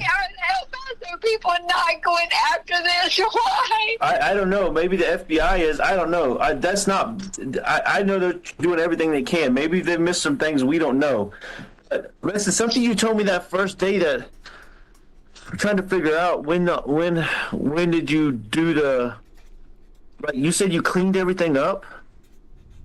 Cleaned everything up? Yeah, from Gannon's room or wherever you got. Somebody did bad things to you or whatever. I was just talking about like the clothes I had on and like shoes and stuff. Oh, so you just changed your clothes and then threw them away, like you said, and whatever Gannon had on, you said you threw that away too? They got that out of the back of the trash. It was a shirt that he wore that was burnt and stuff like that. Oh. That's what I meant, like cleaned up. I didn't mean like clean up anything bad or anything. I'm just saying like I didn't want to keep that stuff on and call and police. you told me that first day you cleaned up the whole area because you didn't want Lena to see it when she got home. That's what you told me. Yeah, my clothes and my underwear. You want me to really go in depth about that? I'm not trying to make you relive anything that happened to you. I'm just trying to. There's just some truth that I'm trying to find about. I mean, if something was cleaned up or something, then, I don't know, maybe. Me, whatever you're trying to say to me, don't just be honest. I just don't want the police to miss anything else, okay? I mean, we think they've This missed guy is all these skilled. other pieces, and then I'm not gonna lie, this guy if you is cleaned up skilled. something that could give them DNA evidence on this Mexican guy, then we need it. Took my whole DNA from this. They wouldn't let me pee. The hospital bill that I sent you was the whole kit on my body.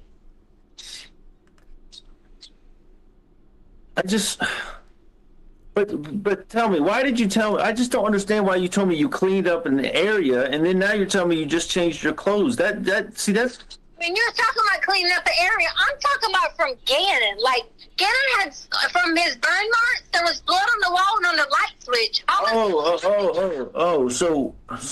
So you cleaned up whatever Gannon's stuff, what blood or whatever was, right?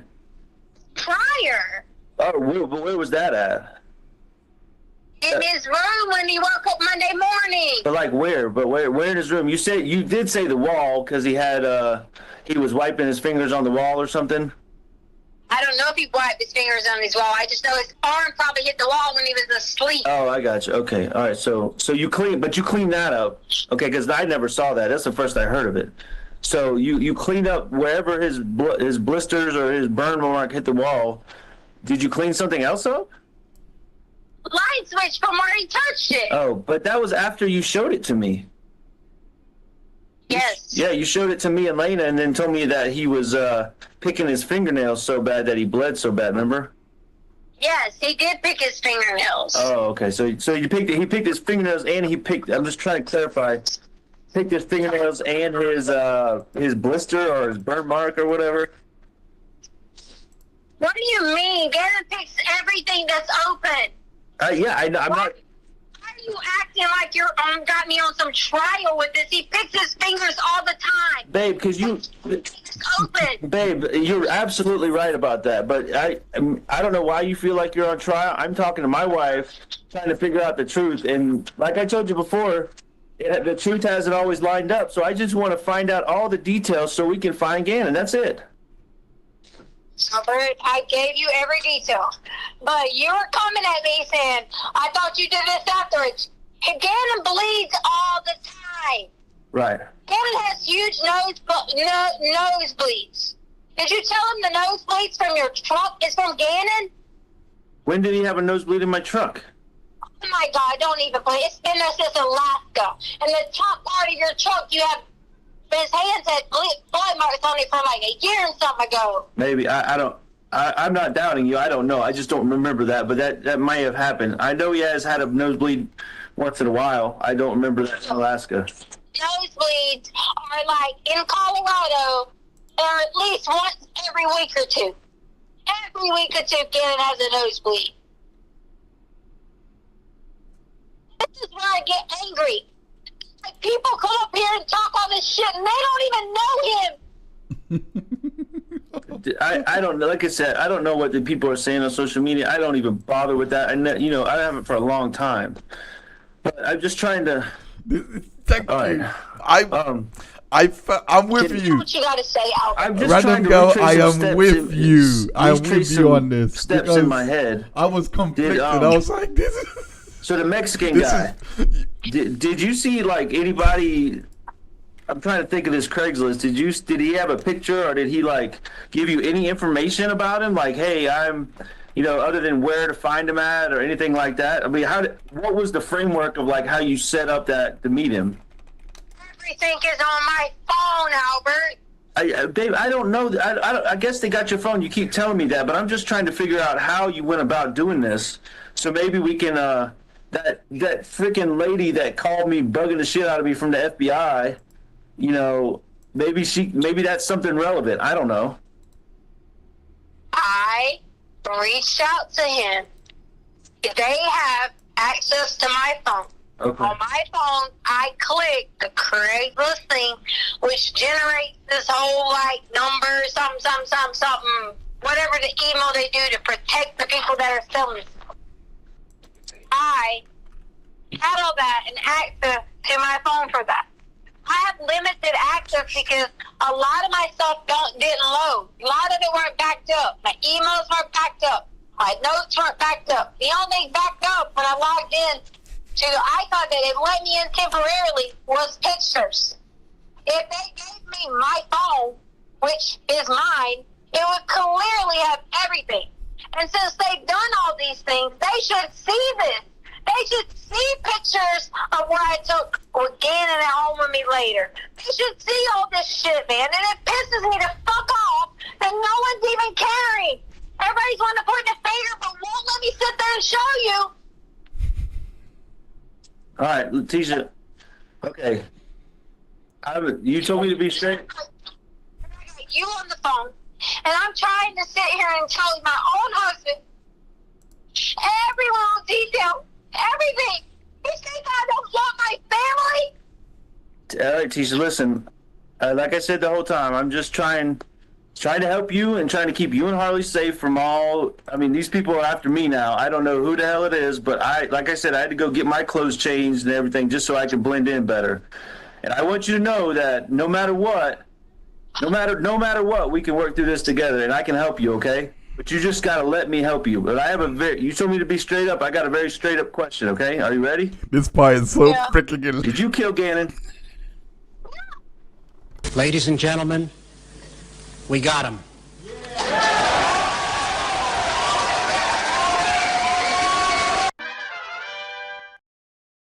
I'm telling you, that question was so epic. That question, I couldn't believe it. I was like, that was the part that made me think, okay, this guy he's very skilled at this. Because I completely thought he was being a cuck.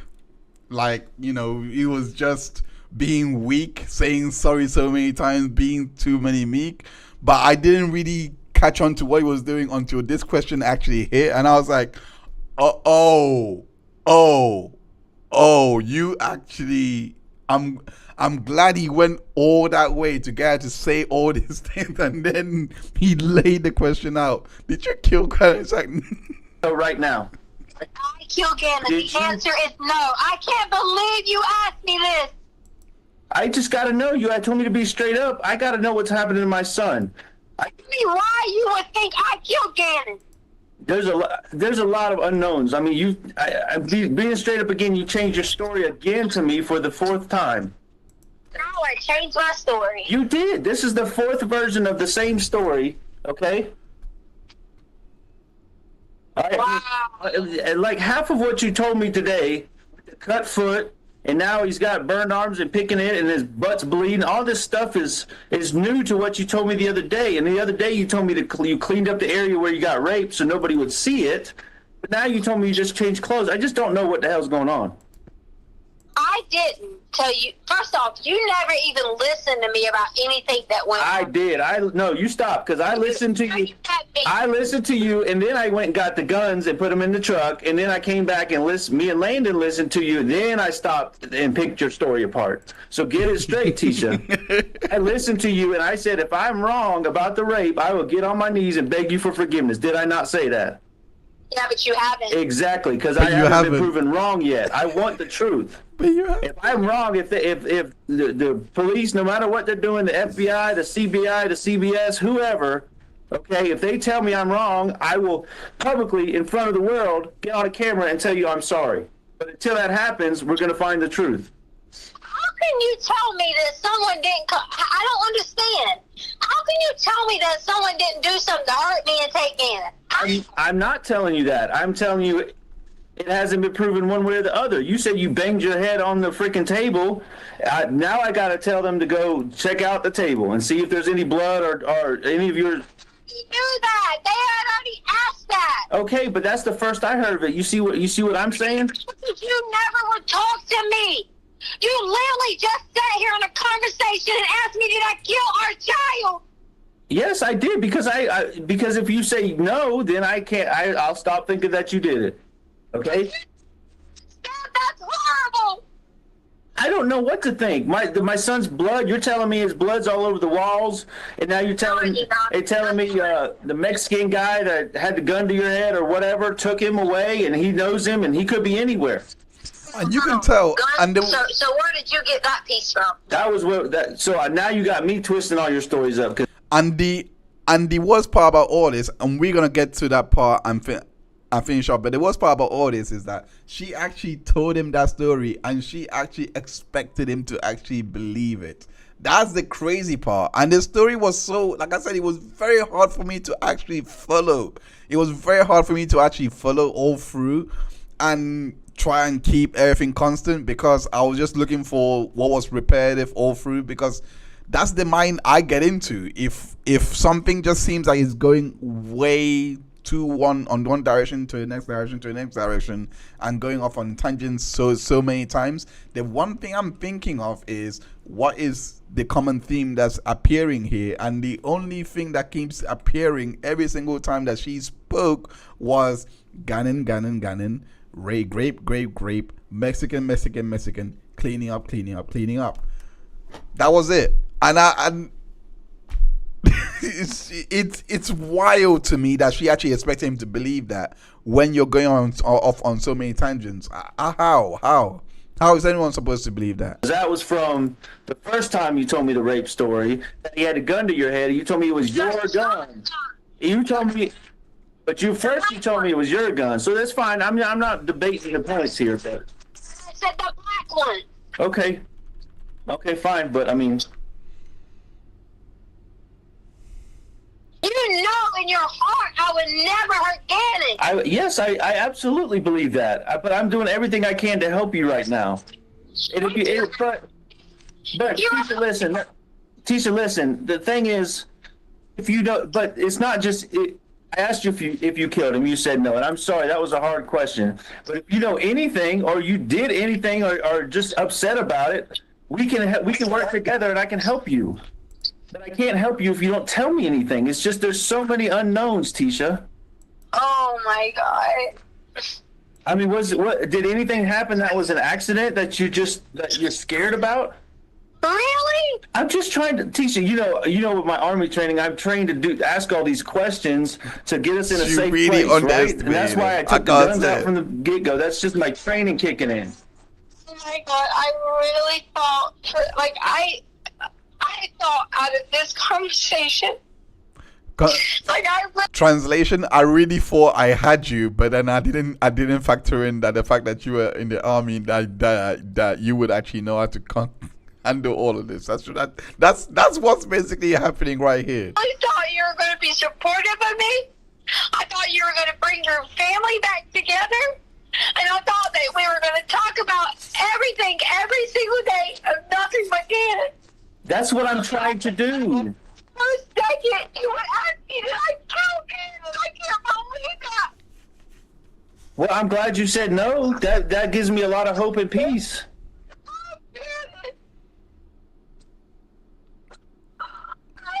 Told him about maybe, just maybe, you might have a brother. Maybe. We talked about, we cried about Kobe. We did a lot together.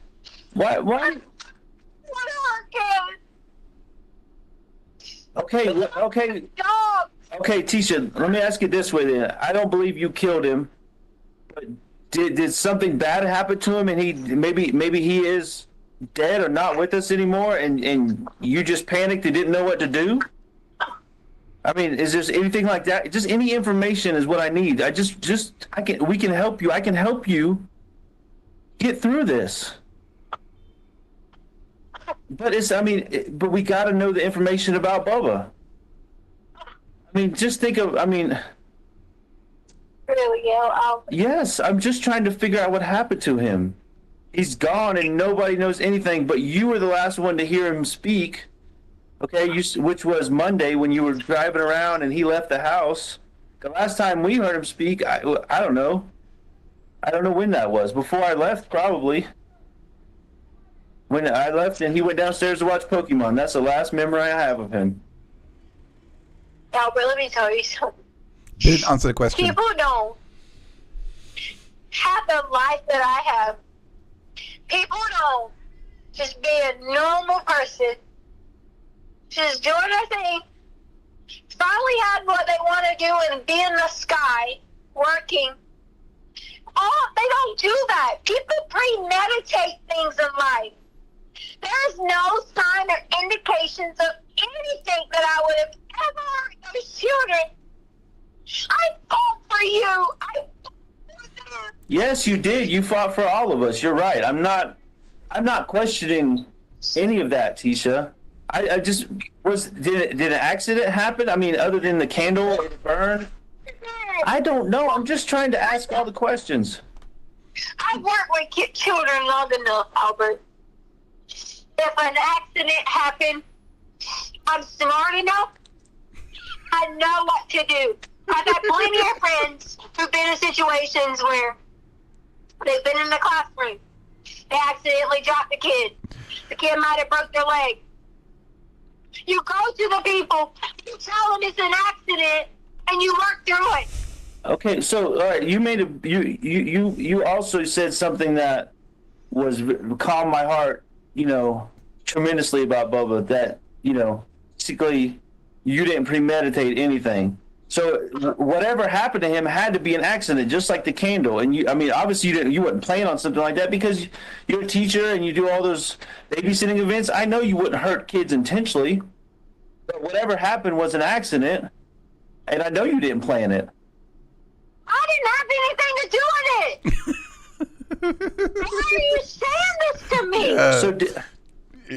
So he would have had to have died naturally then. Other than he's dead.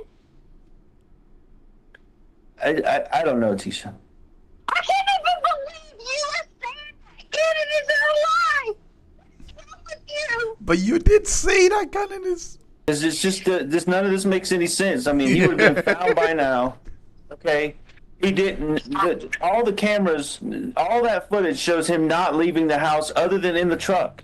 Okay, so I'm gonna leave it there, but that's all I have, because he does go on to ask the question again, whether she killed Gannon and whether somebody else might have been responsible for the death, etc. But I could have sworn, I'm probably wrong, but I could have sworn that she said something in regards to everything that she was describing basically was Gannon dying. Everything that she was describing, it's just that she didn't really say it. And Random Girl, she says she's still really not saying no. It's all through here, everything that we've heard from the audio there is her not saying no at all. It's all around the question, the idea of yes, he is dead, but I'm not really gonna say no, he's not dead. It's just all around, he's still missing, something could have happened to him, etc.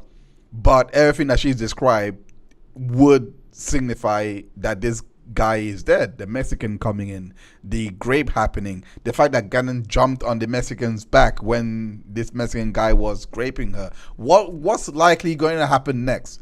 Gannon's gonna die obviously, because the Mexican might just jump backwards and break. You see, little boy.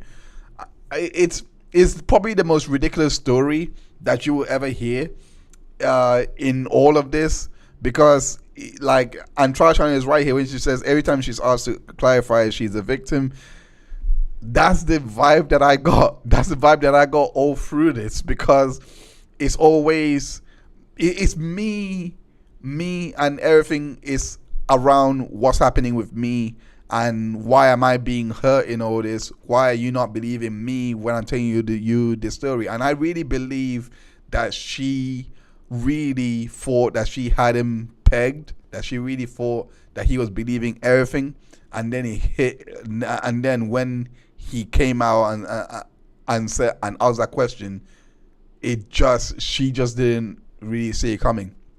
So next week we are going to continue on with her coverage of the Letecia Stauch trial, and so far we've gotten an idea, thanks to the prosecution, of what Letecia Stauch could be like as a person, what happened, what could have possibly happened that day.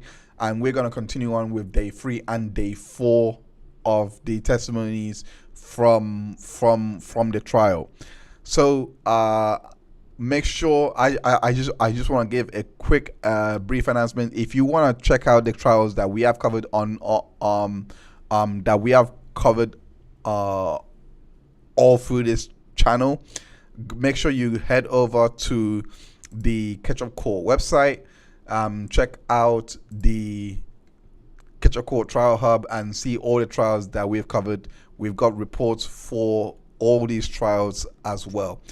Also, don't forget to also go and check out, if you don't forget to sign up for our mailing list and receive the PDFs that is easy navigable as well, so that you can easier to catch up on these trials. And also, if you have a trial that you want me to take a look at, hit the contact us page, and then let me know of the case, and I would love, and I mean I would love to take a look at it. But I'm always on the lookout for new cases to cover, on top of the ones that I already do have. I do want to say as well that the next case that we have that I'm going to cover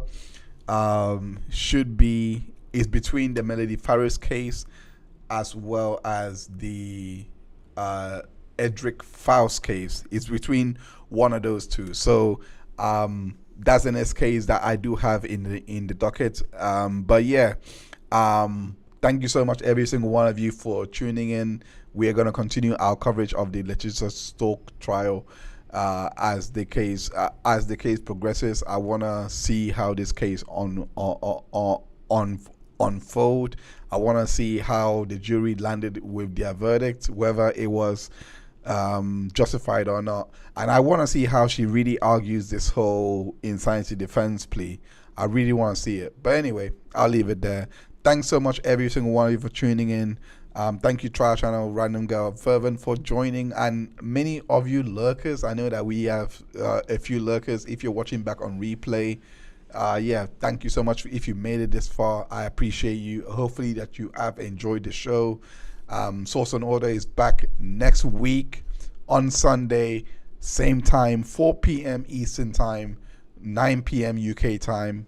Definitely, I'm looking forward to seeing every single one of you here. Do not forget to obviously set your reminders and tune in as well. Thank you so much for tuning in. Take good care of yourselves. Have a great evening or day wherever you're at. Bye for now. Thank you everyone for tuning in for another Ketchup Court live stream. Make sure that you smash that like button as well as hitting that subscribe button to be notified of our future live streams. We go live regularly, bringing you case updates and recaps of ongoing trials, so make sure you hurry back on the next live stream. We also have more content on the channel that you can binge on. Check out the playlist that we have showcasing all of these contents. Without further, I go by the name of Heinz, your friendly neighborhood ketchup man, and I'll see you back in court.